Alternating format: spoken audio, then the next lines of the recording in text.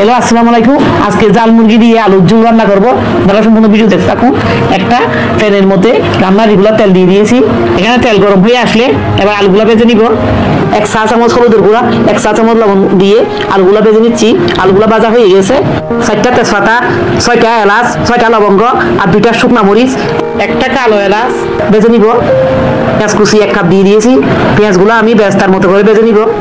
পেঁয়াজ যখন এরকম বেরেস্তার মতো হয়ে যাবে, এবার মুরগির পিসগুলো আমি দিয়ে দিচ্ছি। মুরগিগুলো আমি ভেজে নিব। 5-6 মিনিট ধরে ভেজে নিয়েছি। যখন ভাজা হয়ে যাবে, 2 চা চামচ আদা বাটা, 2 চা চামচ রসুন বাটা দিয়ে দিয়েছি। 1 চা চামচ জিরা, 1 চা চামচ মিষ্টি জিরা, 1 চা চামচ হলুদের গুঁড়া, 1 টেবিল চামচ লাল মরিচের গুঁড়া দিয়ে ভেজে নিব। 2টা টমেটো কেচাপ দিয়ে দিয়েছি। আলু যে ভেজে রেখেছিলাম আলুগুলো আমি দিয়ে দিয়েছি। এবার ঢাকনা দিয়ে 10 মিনিট কষিয়ে নিব।